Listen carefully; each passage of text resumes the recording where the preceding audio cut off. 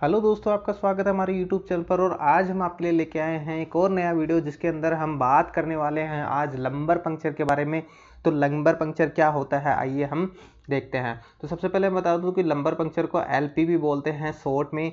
आइए हम डिस्कस करते हैं इससे रिलेटेड जो भी क्वेश्चन बन रहे हैं, जो भी इंपॉर्टेंट जो इसके बारे में है वो हम डिस्कस करने वाले हैं इस वीडियो में। तो आइए शुरू करते हैं। तो सबसे पहले मैं बता दूं कि लंबर पंक्चर क्या होता है। तो लंबर पंक्चर की बात करें तो a procedure to gaining entry into the subarachnoid space. ये एक प्रोसीजर है जो क्या करता है, आपके सब अरेक्नोइड स्पेस में एंट्री करता है of meningeal sac below the end of spinal cord.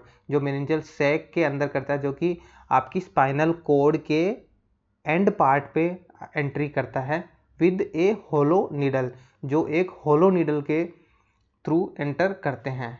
तो नॉर्मल साइट की बात करें तो जो साइट होती है वो, अगर हम एडल्ट की बात करें तो between third and fourth lumbar. अगर एडल्ट की बात करें तो ये देखो आपकी वर्टिबल कॉलम है, तो बिटवीन आपकी ये थर्ड एंड फोर्थ लंबर, ये जो स्पेस है वहाँ पे हम एंट्री करते हैं किसके, एडल्ट के लिए। एडल्ट के लिए हम यहाँ पे एंट्री करेंगे। और अगर हम चाइल्ड की बात करें तो between fourth and fifth lumbar vertebra. तो ये देखो ये आपका फोर्थ एंड फिफ्थ। अगर हम चाइल्ड की बात करें तो आपका यहाँ से एंट्री करेंगे। तो ये वाला स्पेस किसके लिए होगा, ये एडल्ट के लिए, और जो फोर्थ एंड फाइव्थ के बीच में आपका चाइल्ड के लिए होगा। फिर हम नेक्स्ट बात करते हैं पोजीशन की, कि पोजीशन क्या रहेगी। तो during procedure place the patient on his left side. जो ड्यूरिंग प्रोसीजर है, पेशेंट को हम लेफ्ट साइड में उसको करवट दिला के लेटाएंगे। At the right edge of the bed, bed के राइट एज पे।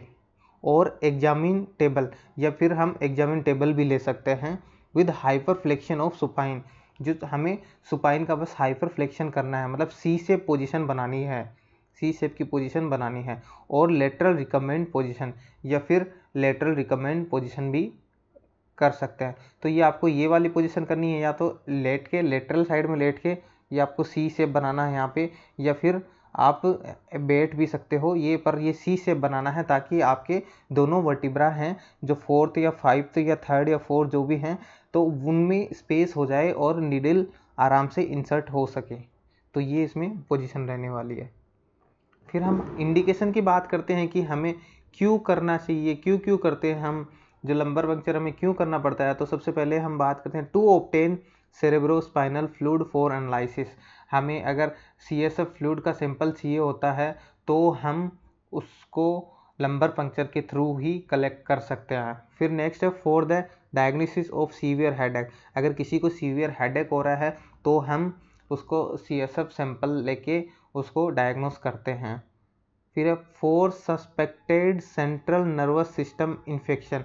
अगर किसी को सेंट्रल नर्वस सिस्टम का इन्फेक्शन सस्पेक्ट किया है तो भी हम उसका सैंपल लेके हम डायग्नोस कर सकते हैं। To administer drug to the brain और स्पाइनल कॉर्ड। ब्रेन या स्पाइनल कॉर्ड में ड्रग एडमिनिस्टर करने के लिए भी हम रूट यूज़ कर सकते हैं। एग्जाम्पल एनेस्थेटिक्स और कीमोथेरेपेटिक एजेंट, जैसे कि एनेस्थीसिया देते हैं, स्पाइनल एनेस्थीसिया बहुत ही पॉपुलर है, स्पाइनल एनेस्थीसिया और कीमोथेरेपेटिक एजेंट। जो सिजेरियन होता है उसमें मोस्टली आपका स्पाइनल एनेस्थीसिया ही देते हैं।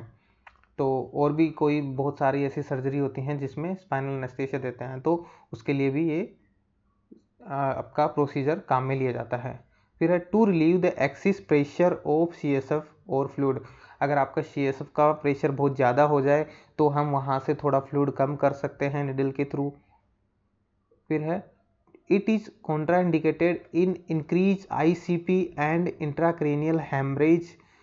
ये कॉन्ट्राइंडिकेटेड रहता है कि इसमें अगर किसी का आईसीपी बढ़ा हुआ है या फिर इंट्राक्रेनियल हेमरेज हो रखा है तो उस टाइम यह कॉन्ट्राइंडिकेटेड रहता है। Because rapid decrease in CSF pressure, क्योंकि वहाँ पर आपका रैपिड जो सीएसएफ प्रेशर है वो कम हो जाएगा, जिसकी वजह से मे कोज ब्रेन हर्निएशन, जो क्या कर सकता है, आपका ब्रेन हर्निएशन कोज कर सकता है। फिर हम बात करते हैं some normal value of CSF. CSF की नॉर्मल वैल्यू की बात करते हैं तो अगर आप रिमूव करते हैं तो कितना 2 से 3 ml आप सीएसएफ लेंगे एग्जामिनेशन के लिए। उसमें आप देखोगे शुगर की बात करोगे तो 45 to 60 mg पर 100 ml आपको देखने को मिलेगी। ये आपकी शुगर है। अगर ये कम है तो आपको बैक्टीरियल इन्फेक्शन हो सकता है। अगर ये आपको शुगर कम देखने को मिल रही है, CSF एनालिसिस में आपको शुगर 45 से 60 का नॉर्मल रेंज है, अगर इससे कम देखने को मिली तो यहाँ पर बैक्टीरियल इन्फेक्शन सस्पेक्ट होता है। फिर है क्लोराइड 720 to 750 mg पर 100 ml। अगर ये कम हो रहा है, डिक्रीज इन बैक्टीरियल इन्फेक्शन, ये भी आपका अगर कम हुआ तो वहाँ पर बैक्टीरियल इन्फेक्शन हो सकता है। फिर प्रोटीन की बात करें तो 30 to 45 mg पर 100 ml, ये आपको इंक्रीज मिलेगा। इंक्रीज इन डीजनरेटिव डिजीज, अगर डीजनरेटिव डिजीज है तो वहाँ पर आपको इंक्रीज मिलेगा।